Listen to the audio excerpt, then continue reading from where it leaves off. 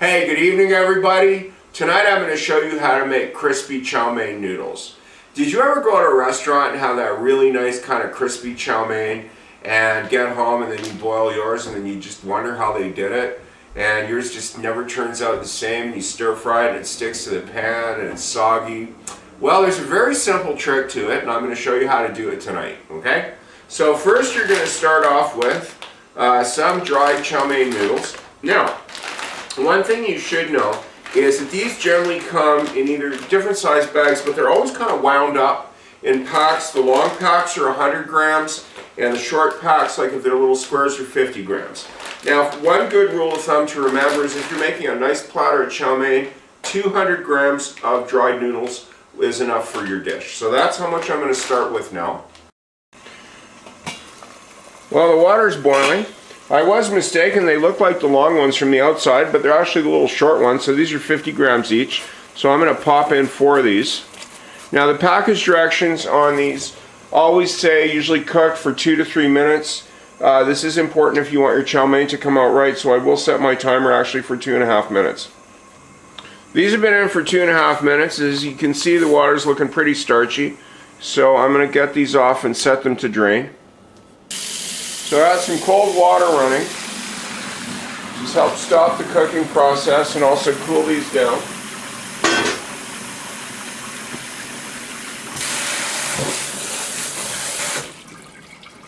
So let these cool off. And assuming you are making a chow mein, the time it's going to take for these to cool down, you can do the rest of your prep, chop your vegetables and so on. Now, if you have a wok, by all means use it. I'm just using this non-stick I've got. They have these new ceramic non-sticks. I think are just great. You don't need to use as much oil to prevent it from sticking, and you can cook it on a lower heat. So what I'm going to do is just get visually 1 or 2 tablespoons of oil. That should be more than enough for this.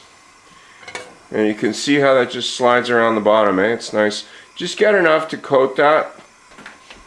These are cold and completely drained. They're still a bit wet.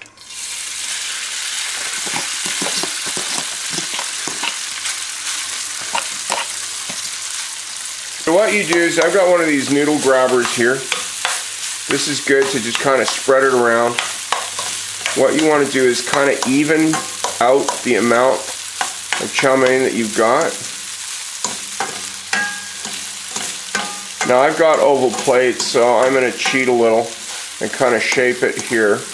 Plus it's going to be easier for me to scoop. What you want to do is you want to have it the same shape as your serving dish. If you got round dishes, just leave it flat in the pan. And you're going to leave this to cook for about 3 minutes. So we're at about the 3-minute mark here, and if you're Joe Pro cook, you can flip this if you want. I'm not taking chances. I got this really nice flipper. This is a pancake spatula. If you can, just get one of these. They're great. You can pick them up and it hardly ever screws up. Well, let's hope I'm not jinxing myself here. Just a second. No. Isn't that looking nice, eh? So what you do is, again, even it out a bit if you can. And let that cook on the other side for about 2 minutes this time. So we're at 2 minutes here. Let me just lift it up so you can get a look at it. Yeah, that's looking nice and brown on the other side too. So I'll just turn that off and carry it over the plate. So I got my plate ready here. You can hear that sizzling away. So I just slide that down. And there is your serving plate. Just waiting for your stir-fry creation of whatever type you want. Like I said, I'm just giving you a base technique here. I will be showing some chow meins and stir-fries further down the road. But I'm not going to make you watch this every time. That's why I'm doing this.